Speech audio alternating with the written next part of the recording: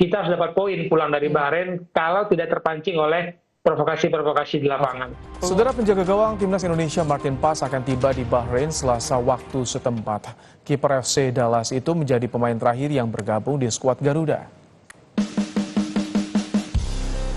Ketua Badan Tim Nasional Sumarji menyebut setibanya di Bahrain, Paes akan menjalani pemeriksaan lanjutan bersama dengan dokter timnas. Hal ini menjadi pemeriksaan penting untuk menentukan kesiapan Paes berlaga melawan Bahrain.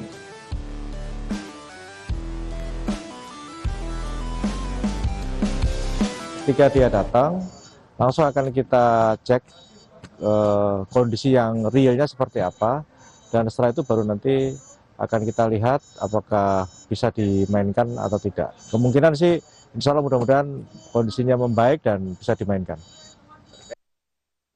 Sebelumnya 26 pemain dari 27 pemain yang dipanggil Sinteyong mengikuti latihan kedua di Bahrain setelah kedatangan 7 pemain yang merumput di luar negeri.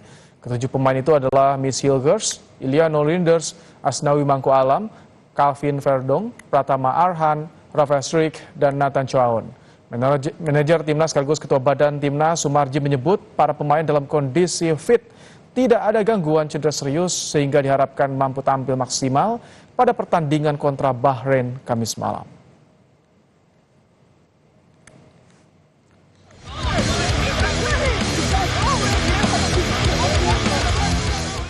Timnas Indonesia akan berhadapan dengan Bahrain pada putaran ketiga kualifikasi Piala Dunia 2026 zona Asia. Saat ini Indonesia masih berada pada peringkat keempat grup C dengan total 2 poin. Sedangkan Bahrain berada di peringkat 3 dengan 4 poin. Indonesia membutuhkan kemenangan dalam laga tersebut agar bisa memperbaiki posisinya di klasemen grup C. Akan tetapi duel panas dari kedua kesebelasan ini tidaklah mudah. Sebab di atas kertas Indonesia terpaut 53 tangga di peringkat FIFA. Indonesia saat ini menduduki posisi 129 dalam ranking FIFA, sedangkan Bahrain berada di posisi 76 dunia. Indonesia dan Bahrain sudah berhadapan 7 kali di semua ajang. Hasilnya Indonesia menang 2 kali imbang, dan 3 kali menelan kekalahan. Dalam 3 laga terakhir, Indonesia menang 2-1 atas Bahrain di Piala Asia 2007. Namun di kualifikasi Piala Dunia 2014, Indonesia kalah 0-2. Dan saat tandang ke Bahrain, Indonesia kalah 10-0. Kekalahan dari Bahrain ini menjadi kekalahan terbesar di sepanjang sejarah sepak bola Indonesia. Ketua Badan Tim Nasional Sumarji menyebut kekalahan 10-0 menjadi motivasi bagi para pemain untuk menghapus sejarah buruk itu. Sumarji menambahkan skuad timnas bertekad meraih poin dalam laga di kandang Bahrain.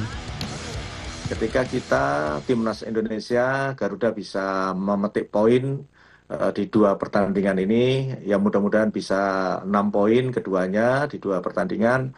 Itu pasti akan membuat semangat dan motivasi solidnya teman-teman para pemain itu pasti akan bertambah gitu.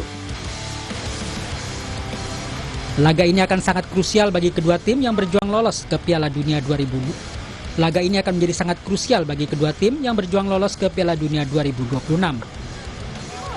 Ini menjadi kesempatan Indonesia untuk meraih poin penuh dan menjaga asa finish di posisi 4 besar klasemen grup C. Tim Liputan Kompas TV.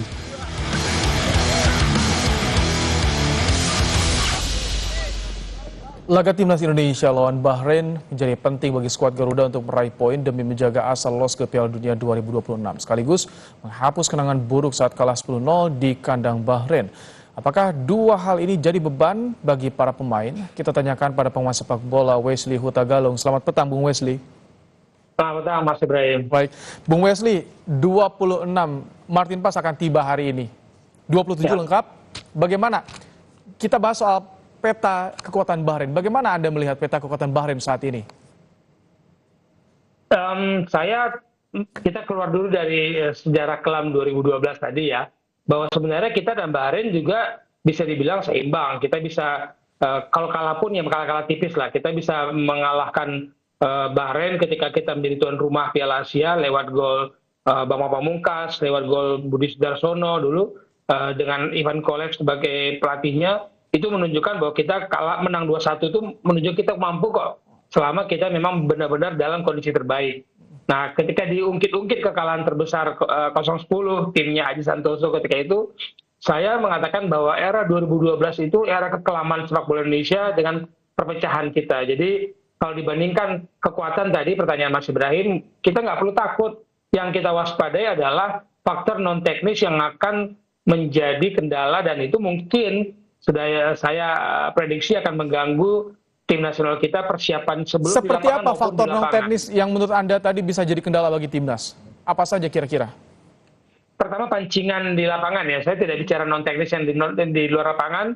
Biasanya nanti ada saja. Nanti kita tunggulah Pak Marji laporannya. Tapi yang di lapangan kita lihat nanti bagaimana pancingan emosi, pelanggaran gitu. Dan kemudian kalau nanti misalkan kita dipancing emosi dengan drama-drama mereka ketika Australia terkena pancingan drama-drama pemain Bahrain di lapangan, ini yang tidak boleh berdampak kepada permainan yang disiapkan oleh Sintayong dan tim pelatihnya.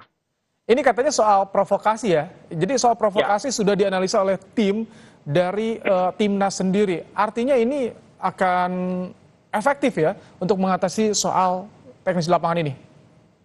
Secara permainan sekarang semua orang melihat Indonesia dengan wajah barunya, dengan permainannya yang mengejutkan, dan saya katakan setiap kali tim nasional kita ya Sintayong turun, saya menunggu kejutannya di starting lineup dan kejutan gaya bermain tim nasional. Ini Bahrain pasti sudah mengantisipasi.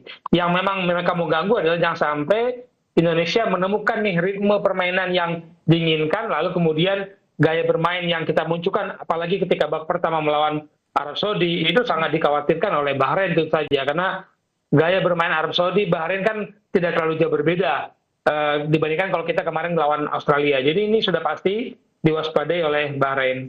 Kejutan seperti apa kira-kira nih prediksi yang akan ditampilkan oleh anak asuh Sintayong? Hadirnya Miss dan juga Eliano, kemudian juga Martin Paes hadir hari ini nih. Iya, kita kan berharap ada ya penambahan kekuatan dengan kehadiran Miss Hilgers, kemudian Eliano Renders ini apakah memperkuat dari awal ataukah nanti sebagai pengganti yang mengejutkan. Tapi kalau Martin Paes, saya berharap kondisi Martin Paes dalam kondisi prima, sehingga situasi pertahanan kita yang kita perlihatkan sejak Martin Paes bermain itu bisa membantu ketenangan para pemain kita membangun serangan. Yakin di belakang, pemain-pemain belakang kita terlepas tidak ada Justin Hubner, tapi pemain belakang kita bisa bermain tenang. Saya sih berharap kita harus dapat poin pulang dari Bahrain kalau tidak terpancing oleh provokasi-provokasi di lapangan. Peluangnya bagaimana, mengingat kita agak sulit untuk bisa menang lawan tim dari Timur Tengah. Peringkat FIFA juga terpaut cukup jauh dengan Bahrain. Ini peluangnya bagaimana? Ya. Mengacu ke sejarah, saya melupakan sejarah sebelumnya. Dengan era sekarang ini kita melihat Bahrain menang 1-0 oke di Australia dengan gol bunuh diri, kemudian kalah 0-5 dari Jepang dengan gaya bermain yang mereka perlihatkan. Kalau kita bermain seperti menghadapi Arab Saudi, menghadapi Australia, dan kita menyerang ketika menghadapi Arab Saudi babak pertama, kita bisa pulang bawa poin ini, Mas Ibrahim. Oke, terima kasih untuk ulasannya Bung Wesley Hutagalung, pengamat sepak bola dalam program Kompas Petang sore hari ini.